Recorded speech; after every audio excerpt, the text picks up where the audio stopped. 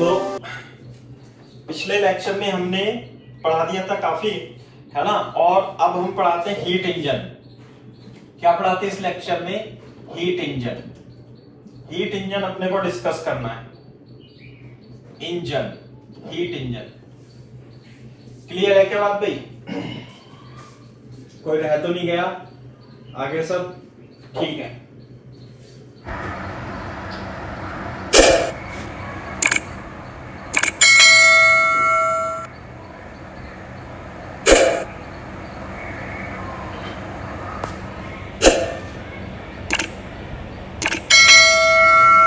हाँ भाई देखो, सबसे पहले हम इस टॉपिक में हीट इंजन कवर करने जा रहे हैं। हीट इंजन वही इंजन है जो आपकी मोटरसाइकिल में या कार में लगा होता है। पहले मैं इसका थोड़ा सा ब्लॉक डायग्राम बताऊंगा, तब जाकर के आपको इसके बारे में थोड़ी सी इसकी बेसिक कंस्ट्रक्शन बताएंगे, है ना। बेसिक कंस्ट्रक्शन क्या होती है? ब्लॉक डायग्राम तो है ही, ब्लॉक डायग्राम तो बना देंगे हम बाद में। पहले इसकी बेसिक कंस्ट्रक्शन पढ़ते हैं। बेसिक कंस्ट्रक्शन ये किस किस से मिलकर के बना होता है? बेसिक कंस्ट्रक्शन, है ना। कंस्ट्रक्शन कैसे? देखो बोर्ड पे कि ये आपका इस टाइप से एक सिलेंडर होता है, हीट इंजन, सही है। और यहां पे लगा होता है एक पिस्टन, ये पिस्टन होता है, पिस्टन इस टाइप से, ठीक है। और इस पिस्टन में यहां पर एक लगा होता है व्हील, ऐसे व्हील लगा होता है। ये व्हील इस तरीके से घूमता रहता है यहां पे, है ना, जैसे हमारी कार का व्हील है। और ये पिस्टन जो होता है, पिस्टन कनेक्टेड होता है एक रोड से ऐसे करके, और ये इसके अबाउट ऐसे घूमता है। क्लियर है क्या बात? ये ऐसे यहां पे क्या होता है, यहां पे एक इग्निशन सिस्टम होता है। मैं देख लेता हूं कोई बच्चा तो नहीं गया? नहीं, यहां थोड़ा सा ऐसे शिफ्ट करना पड़ेगा अपने को।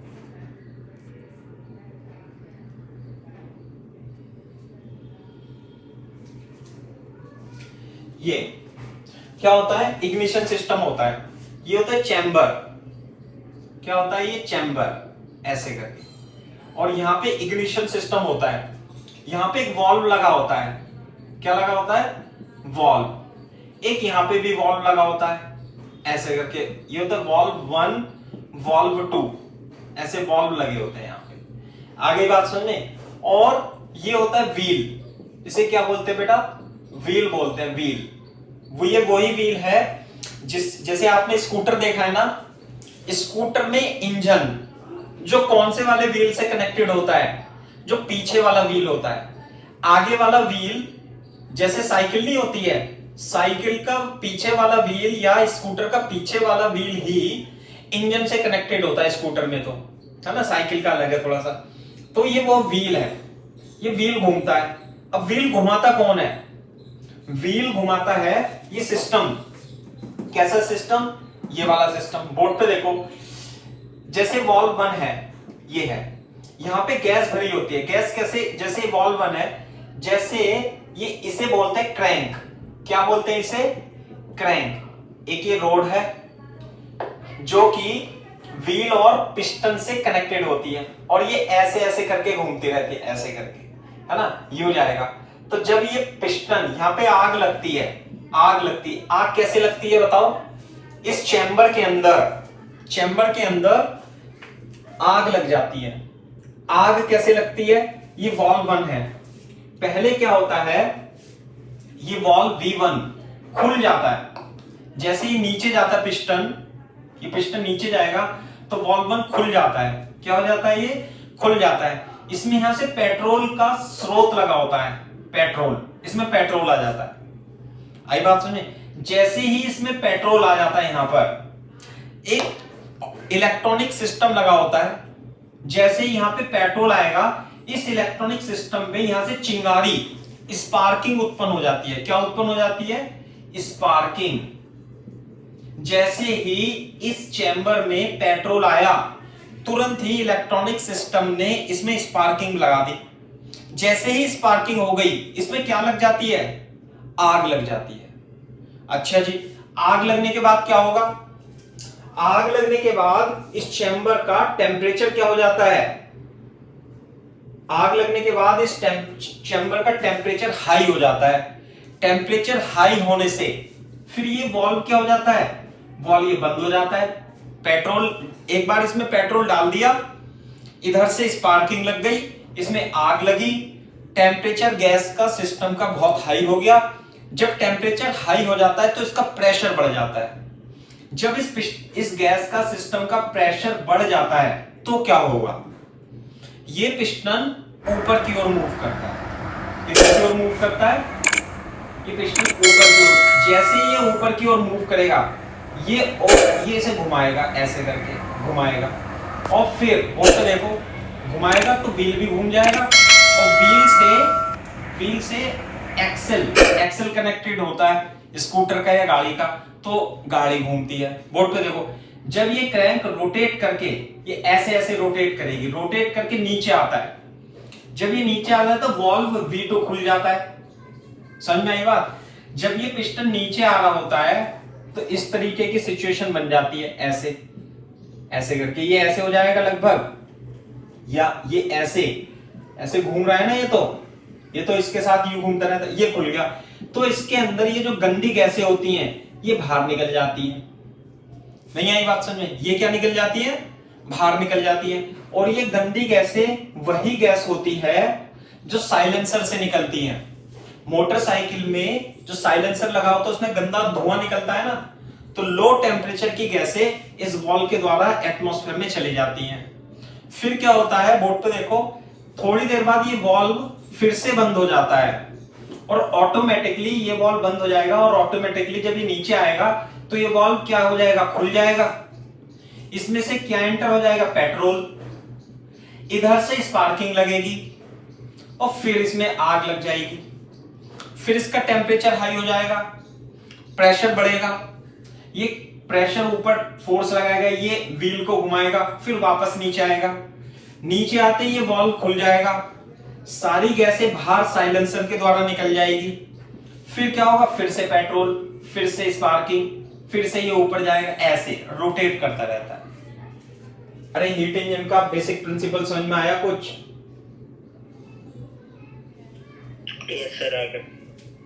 सही है। तो ये है इसका तो बेसिक प्रिंसिपल तो यही है ना?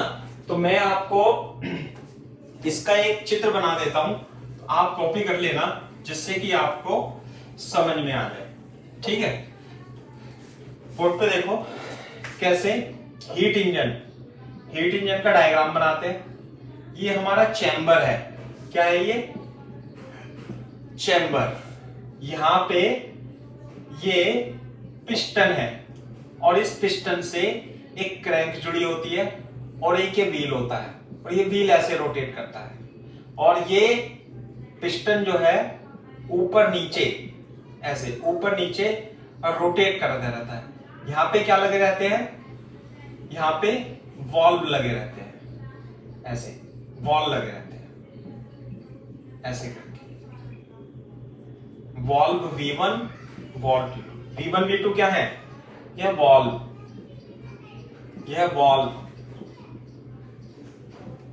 यहां से क्या एंटर होता है? पेट्रोल। इधर से क्या जाती है? लो टेम्परेचर की गंदी गैसें, वेस्ट गैसेस, वेस्ट। इधर से क्या निकलता? वेस्ट। यहां पे एक इग्निशन के लिए स्पार्किंग के लिए इग्निशन सिस्टम लगा रहता है। ये क्या होता है? Sparking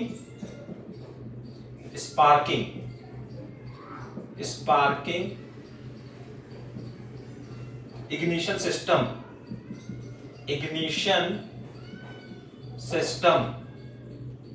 for sparking. ये स्पार्किंग देता रहता है, इसमें पेट्रोल में आग लगेगी, और ये क्या है? Wheel.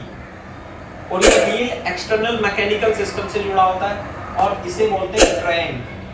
This is the block diagram of heat engine. बनाओ बेटा, तेजी से बना लो थोड़ा सा।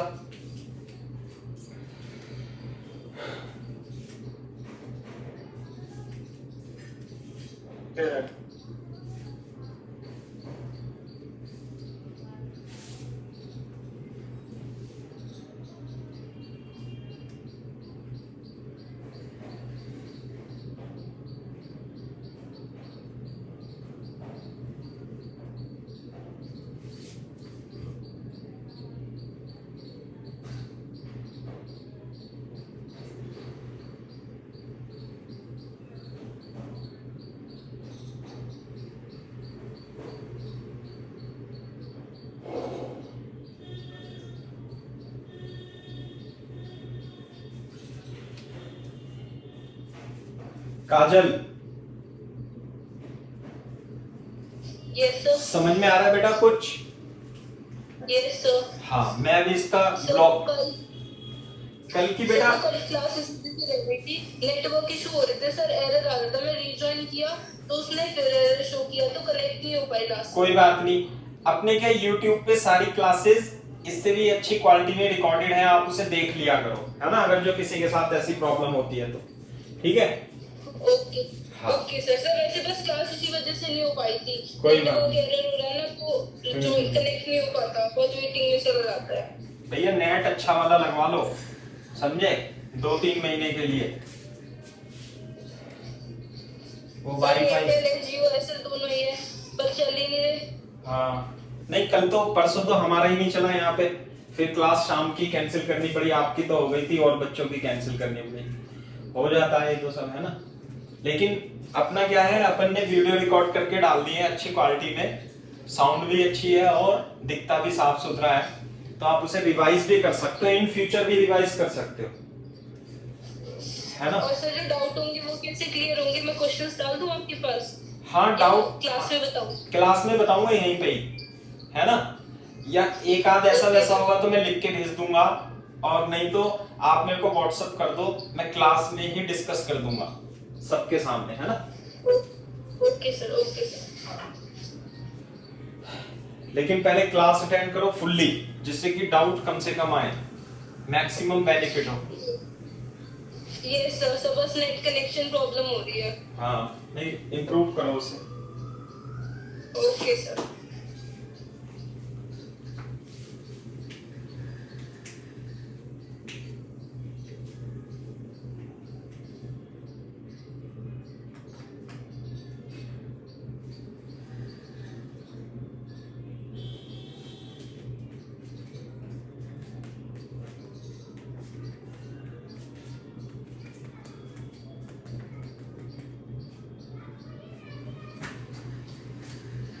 अरे जल्दी करो, कॉपी फटाफट तेजी से। हो गया सब। ठीक है, ये बात है। तो ये तो हो गया हीट इंजन का सिस्टम। अब मैं इस सिस्टम को एक दूसरे ब्लॉक डायग्राम से रिप्लेस कर दूंगा। बोर्ड पे देखो, ये है, ये हमारा हीट इंजन होता है। ये क्या होता है? Heat engine. आई बात समझने? Heat engine. ये आप इसे हीट इंजन यहां मत लिखो, ये होता है सिस्टम। क्या होता है ये? सिस्टम। अब इस सिस्टम को हम क्या देते हैं? हीट देते हैं। क्या देते हैं? हीट। कहां से हीट देते हैं? एक हाई टेम्परेचर पर रिजर्वायर होता है, हाई टेम्परेचर, हॉट रिजर्वायर। क्या बोलते हैं इसे? Hot reservoir. Hot reservoir, hot reservoir. इसका टेम्परेचर मान लेते हैं T1। बोर्ड पे देखो, इस हॉट रिजर्वायर से हम हीट देते हैं Q1। इसे हीट देंगे सिस्टम को। जैसे सिस्टम को क्या दिया हमने? हॉट रिजर्वायर से हीट दी। अब ये हीट क्या करेगा? इस पर वर्क करेगा, मैकेनिकल वर्क करेगा। ये सिस्टम क्या करता है बेटा? मैकेनिकल वर्क करता है। क्या करता है? मैकेनिकल वर्क, W करेगा। ये हीट इंजन में से Q1 दिया, और बाकी हीट कहां चली जाएगी? अरे इसने इसमें से Q1 हीट दी पेट्रोल ने, इसने W वर्क किया, और बाकी हीट कहां चली गई? एटमॉस्फेयर में साइलेंसर के द्वारा। तो हॉट रिजर्वायर से हीट मिली, सिस्टम ने मैकेनिकल वर्क किया, और बाकी हीट कहां चली गई? कोल्ड रिजर्वायर में। कोल्ड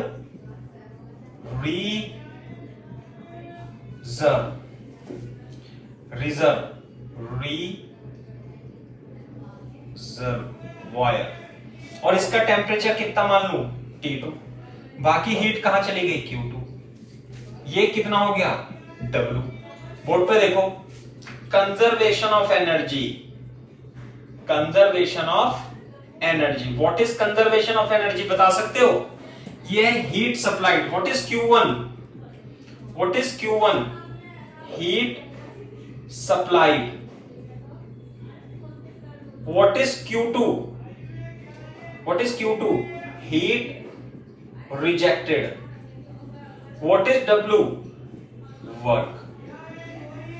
तो यहां से लिखेंगे conservation of apply, conservation of energy.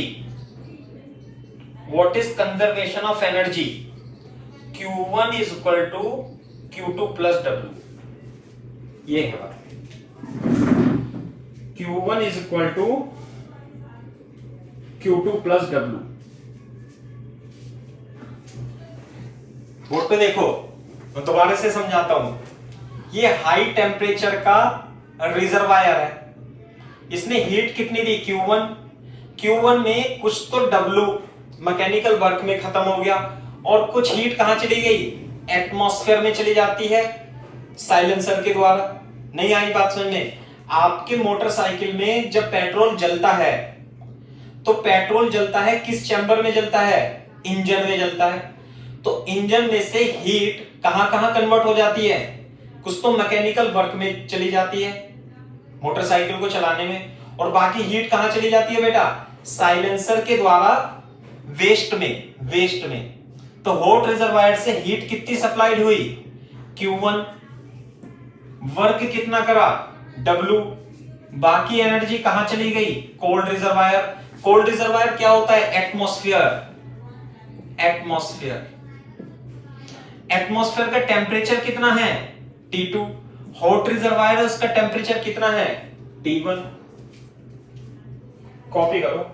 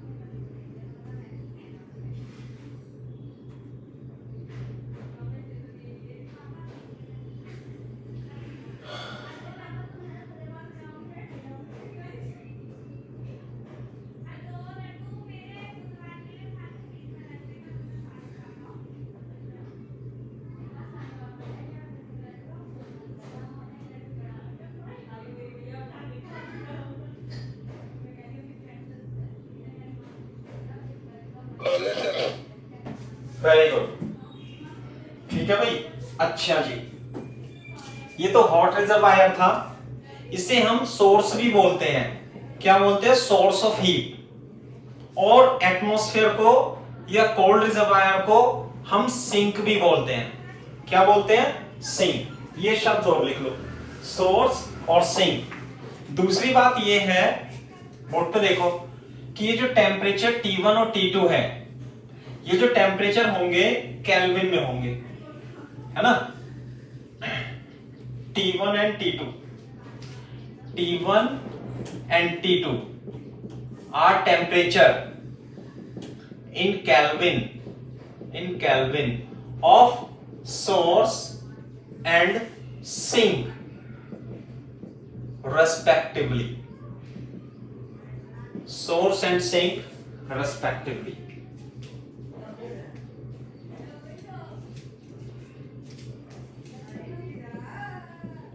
Efficiency of heat engine. नीटा से रिप्रेजेंट करते हैं efficiency of heat engine.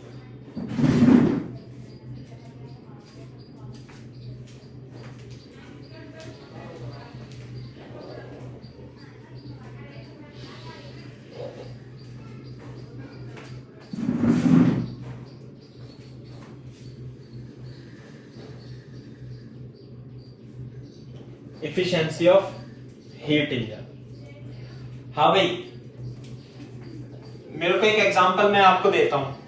मान लिया एक पर्सन है, ये मान लिया 100 जूल एनर्जी खाता है भोजन के रूप में और 80 जूल काम करता है. ये तो खाता है ईट और काम कितना करता है 80 जूल. 100 जूल भोजन खाया और 80 जूल काम करा. साकिब बताओ बेटा एफिशिएंसी कितनी होगी? 20 कैसे?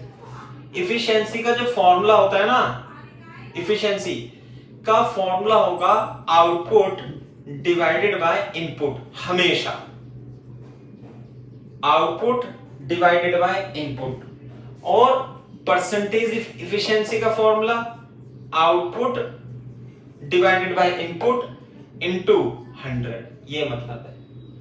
अब बताओ इस पर्सन की एफिशिएंसी कितनी होगी? बताओ एफिशिएंसी जो होगी, आउटपुट कितना करा इसने बेटा, इनपुट कितना दिया अंकित? 100 जूल. आउटपुट कितना आया? 80 जूल. ये तो आउटपुट है व्यक्ति का, ये इनपुट है. बताओ तो कितने हो गया? 0.8. एफिशिएंसी कितनी हो गई? 0.8. और अगर जो मैं परसेंटेज में निकालूं तो कितनी हो जाएगी? में 100 से मल्टीप्लाई कर देंगे. 80% एफिशिएंसी. यानी कि पर्सन की एफिशिएंसी क्या है? 80% है. क्लियर है क्या बात? तो एफिशिएंसी का बेसिक फॉर्मूला क्या रहेगा? एफिशिएंसी का बेसिक फॉर्मूला रहेगा आउटपुट डिवाइडेड बाय इनपुट और परसेंटेज में क्या रहेगा? 100 से मल्टीप्लाई.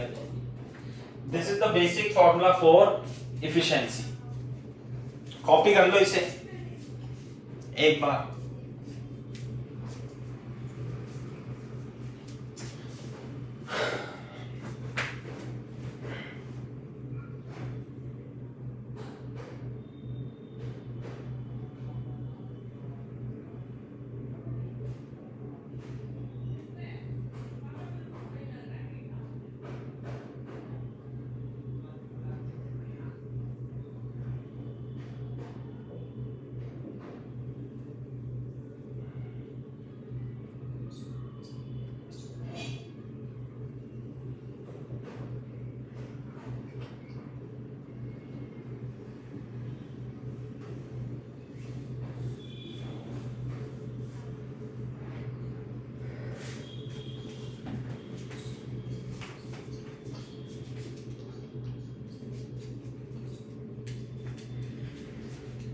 लाइट भाग गई, बहुत ही गलत हो गया.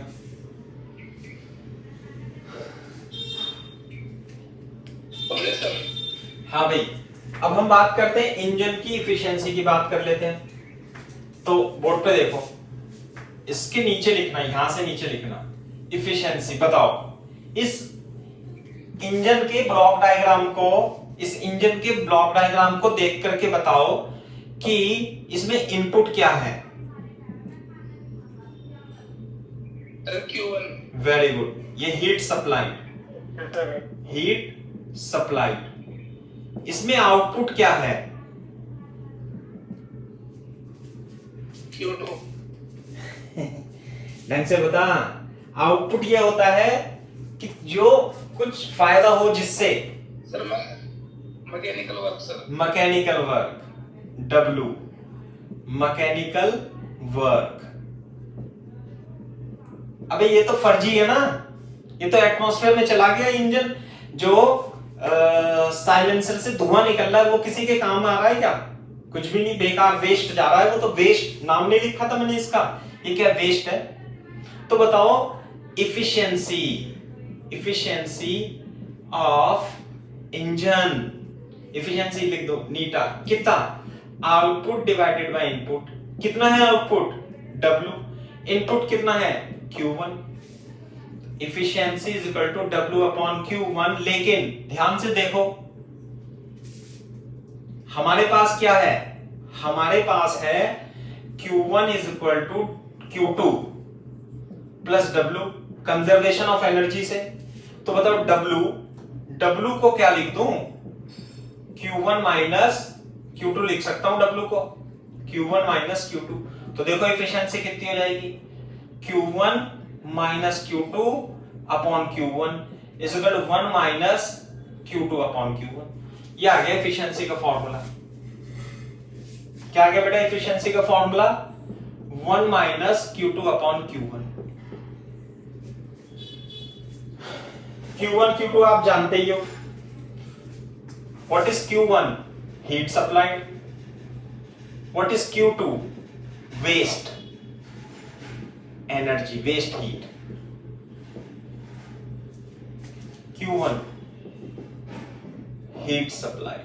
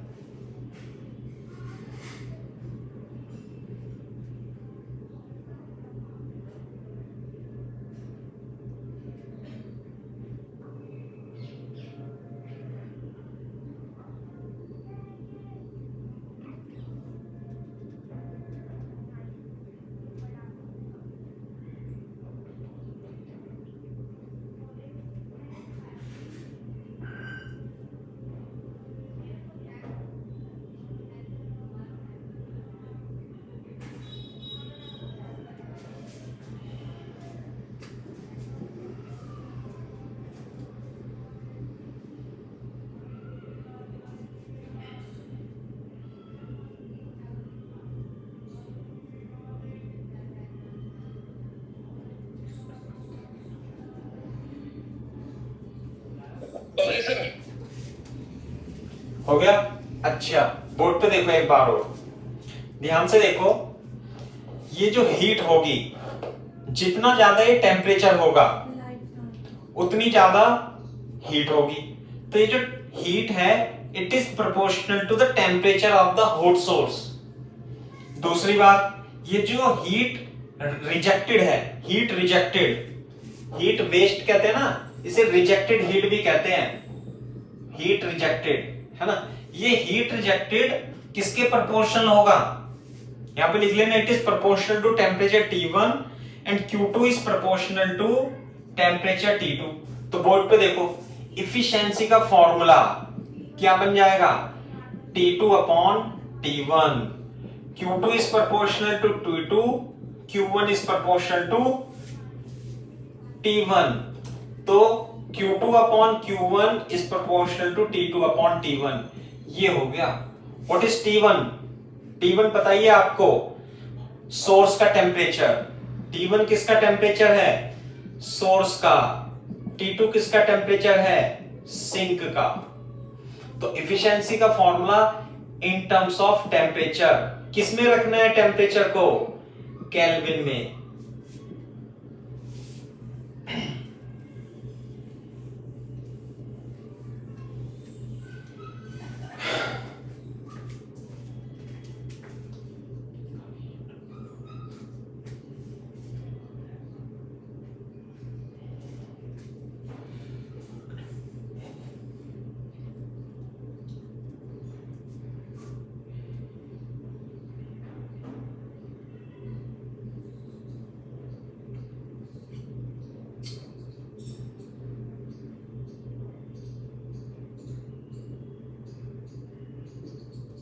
हो गया सर।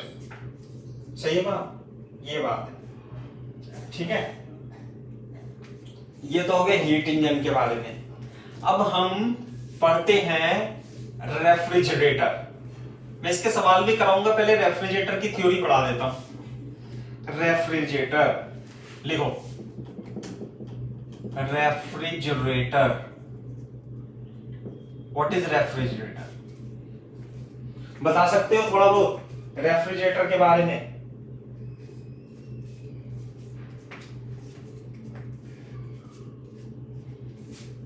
लिखो, it is reverse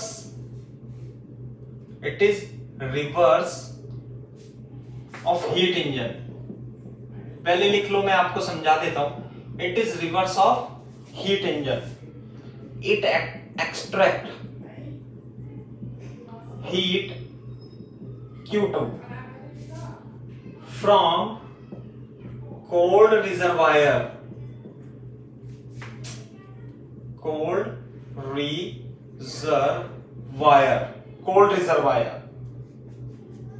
It extract heat Q2 from cold reservoir.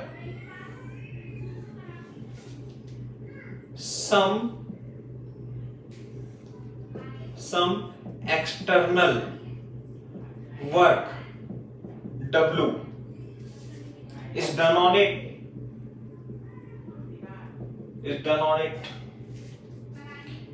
and it rejects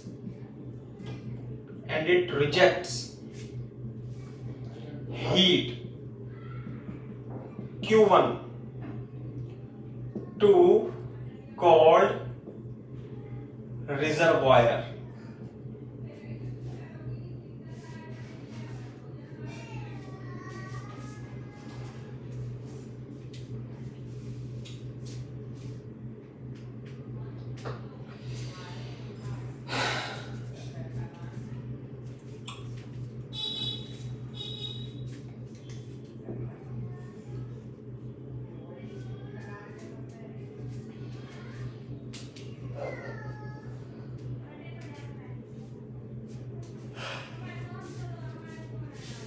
हो गया सर। देखो इधर, रेफ्रिजरेटर, ये वही रेफ्रिजरेटर है जो आपके घर में है, हमारे घर में। देखो बताओ, मेरे को ये बताओ, रेफ्रिजरेटर का काम क्या होता है? जैसे हीट इंजन का काम है मैकेनिकल वर्क प्रोवाइड कराना, ऐसी रेफ्रिजरेटर का काम क्या होता है अंकित? सर प्रिजर्वेशन ऑफ फूड होता है। क्या? Preservation of food. हाँ, प्रिजर्वेशन ऑफ फूड। अच्छा, अंग्रेजी में बोल दिया। अरे साकिब, तू बता बेटा, रेफ्रिजरेटर का काम क्या होता है? अरे कोई तो बता दो हिंदी में। चीज से हिंदी में बताया जाता है, ठंडा करता है। हाँ, ठंडा करना काम है। फ्रिज का काम है ठंडा करना। ठंडा कब कोई भी बॉडी ठंडी कब होगी? जब उसमें से हीट निकल जाएगी। नहीं आई बात समझ में? जब उसमें से हीट निकाल लोगे तो ठंडी हो जाएगी। अब आप हीट कैसे निकालोगे? किसी में से हीट निकालनी है आपको, बॉडी में से जबरदस्ती निकालनी है, बताओ तो कैसे निकालोगे? रेफ्रिजरेटर की सहायता से। इसमें उल्टी प्रोसेस होती है जो कि इंजन की होती है। कैसे? It reverse the heat engine, it extract heat from cold reservoir. जैसे कोल्ड रिजर्वायर है ना, इसमें से हीट क्या करता है? निकाल लेता है। ये हीट क्या करता है? इसमें से निकाल लेता है। Some external work done on it, इस पे कुछ वर्क अब की बार कराना पड़ेगा, और बाकी हीट कहां चली जाएगी? हॉट रिजर्वायर में चली जाएगी। नहीं आई बात समझ में? ये वर्क जो है ये कौन करता है? ये फ्रिज के पीछे लगा कंप्रेसर करता है। कंप्रेसर रेफ्रिजरेटर में है ना वर्क करता है, जो कि ठंडा हो तो उसमें से हीट निकालने का काम करता है कौन? कंप्रेसर। और ये सिस्टम क्या हो जाएगी? जो कंप्रेसर के अंदर गैस भरी रहती है वो अब की बार हमारा सिस्टम हो जाएगा। उस गैस पर वर्क करता है कौन वर्क करता है? Compressor.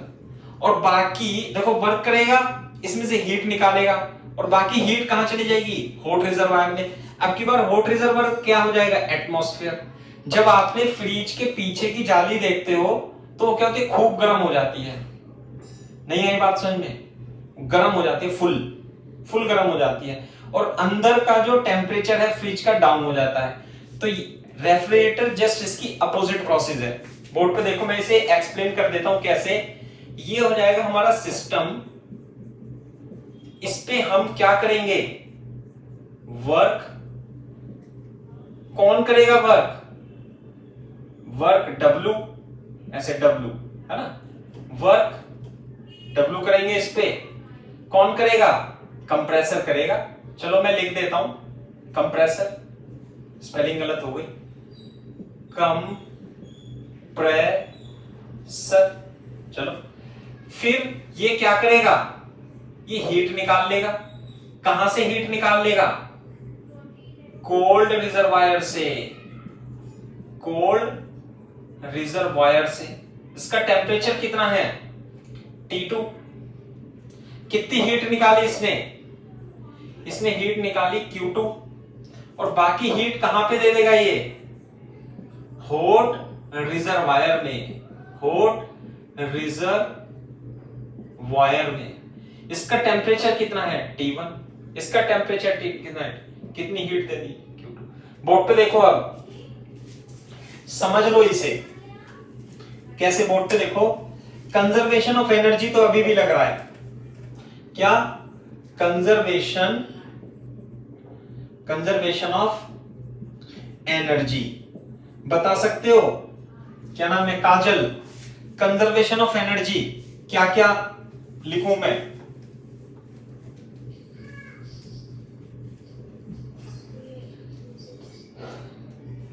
W plus Q2 is equal to Q1। W plus Q2 is equal to Q1। Board पे देखो, अब इसमें रेफ्रिजरेटर के लिए पहले बना लो। चलो इसे मैं समझाता हूं, फिर बनाओ इसे।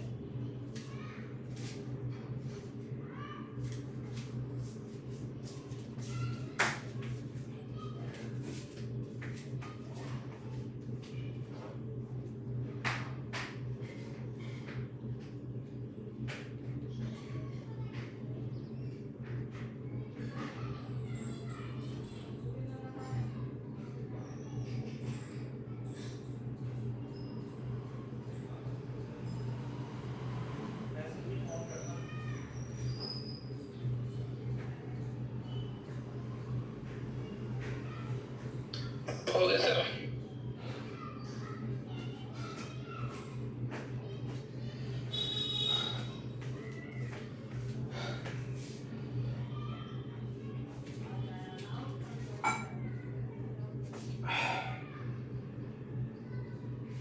सर आप कुछ पूछ रहे थे?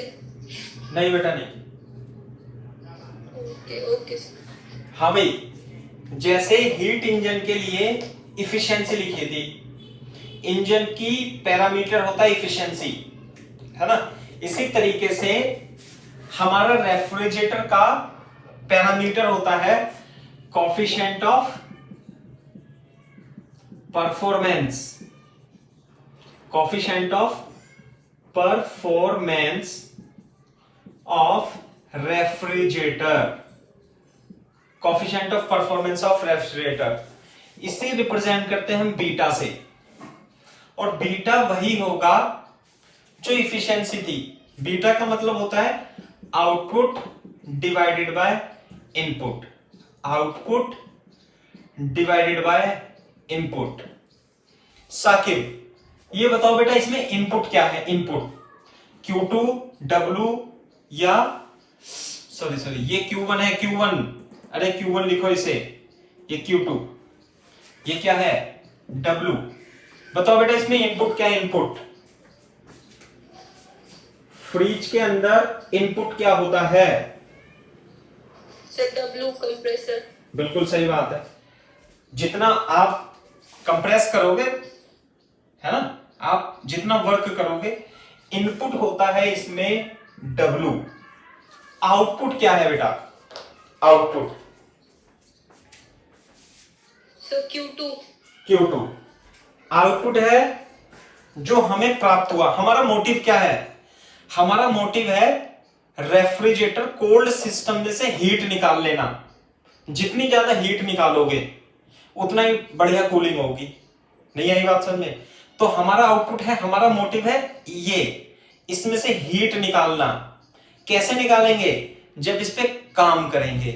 तो बेटा आउटपुट हो जाएगा Q2, ये बात समझ में आनी चाहिए। दूसरी बात, यहां से देखो W is equal to Q1 upon Q2, तो coefficient of performance of refrigerator beta को हम लिख सकते हैं Q2 अपॉन W की जगह Q1 माइनस Q2। क्लियर है बात। बोर्ड पे देखो, बीटा इज इक्वल टू, एक तो फॉर्मूला हो गया Q1 Q2 की फॉर्म में, दूसरा बीटा जो होगा Q1 अपॉन Q2 माइनस 1, और Q1 अपॉन Q2 का रेशो T1 अपॉन T2 के बराबर भी होगा। तो इसलिए बीटा का जो फॉर्मूला होगा वो हो जाएगा T1 अपॉन T2 माइनस 1। ये फॉर्मूला हो जाएगा बीटा का, या आप इसे beta is equal to T1 upon T1 minus T2 भी लिख सकते हो।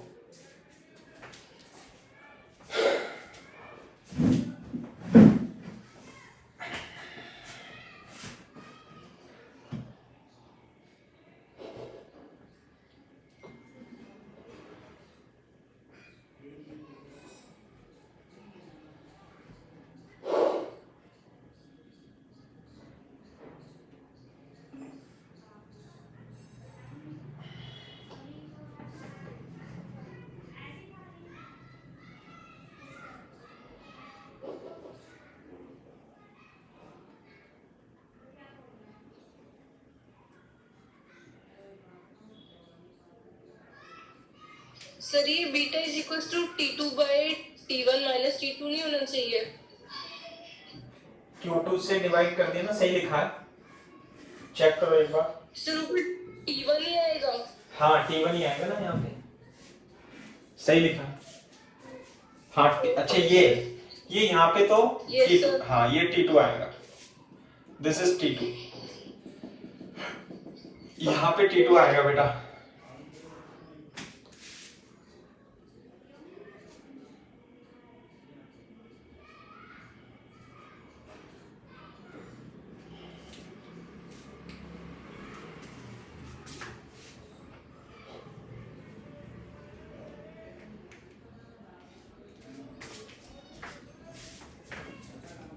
मेरे ख्याल से समझ में आना चाहिए अभी आप लोगों को ये फॉर्मूला। Yes sir. है ना, अच्छा सवाल है, मतलब क्वेश्चन इस पे बनते हैं और आसान बनते हैं, पता है, बहुत ही आसान। आप कर लोगे इसे। ये है, छाबे को लिख दो, रिलेशन बिटवीन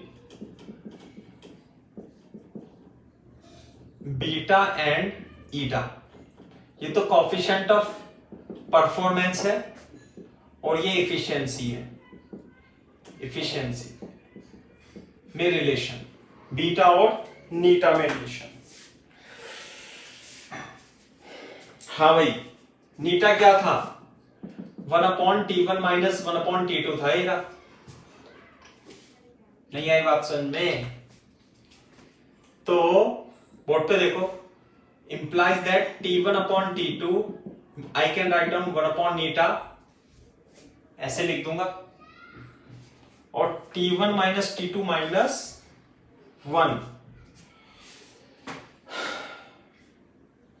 अरे वो था, सॉरी क्या था, T2/T1 ये था, कितना था नीटा,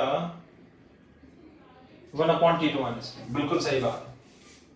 ठीक है भाई, बोर्ड पे देखो, implies that T2/T1 is equal to 1 minus नीटा आ जाएगा, ये आ गया, सही है। बीटा की फॉर्मूला क्या है, बीटा का फॉर्मूला है 1/T1/T2 माइनस 1, ये इसका फॉर्मूला है बीटा का। तो यहां देखो, इससे देखो, क्या मैं इसे T1/T2 = 1/1 माइनस नीटा लिख सकता हूं? हाँ बिल्कुल लिख सकता हूं, उल्टा कर दिया मैंने इसका। तो यहां 1/T1 माइनस T1/T2 क्या लिखूं? 1/1 माइनस नीटा माइनस 1। तो बीटा = 1 माइनस नीटा अपॉन 1 माइनस नीटा, यह आ जाएगा 1 माइनस ईटा = नीटा, और बीटा = 1/नीटा माइनस नीटा अपॉन नीटा, ये कट जाएगा, बीटा = नीटा माइनस 1, ये आ जाएगा रिलेशन। जैसे 1 प्लस बीटा = नीटा भी लिख सकते हैं, और नीटा = 1/1 प्लस बीटा ऐसे भी लिख सकते हैं। लिख लो बेटा, ये है।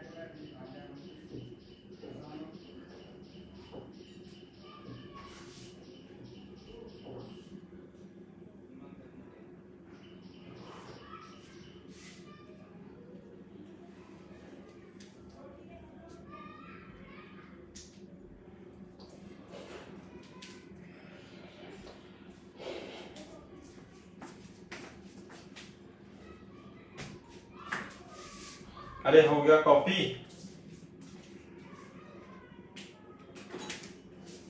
यस सर, हो गया। चलो, तो ये है। अब देखो, ये मैंने आपको थ्योरी पढ़ा दी थोड़ा सा, है ना। आज के लिए इतना ही काफी है, अभी तो अपने को थोड़ा सा काम है ना। तो बाकी इसके न्यूमेरिकल जो है और इस चैप्टर के जो भी डाउट्स हैं वो हम डिस्कस कर देंगे। क्लियर है क्या बात? तो आज पे यहीं तक सही है, मैंने आपको ये थ्योरी पढ़ा दी। अब थोड़ा टाइम कम है, कल को इसके इंजन के और रेफ्रिजरेटर के आप थ्योरी पढ़ लेना आप अपने आप से, मैं इसके सवाल और करा दूंगा कल को, ठीक है। और बाकी जो इस चैप्टर के कुछ और क्वेश्चंस या डाउट रह रहे हैं वो भी आप पूछ लेना शीट में से सॉल्व करने के बाद। क्लियर है क्या बात भाई? ठीक है सर।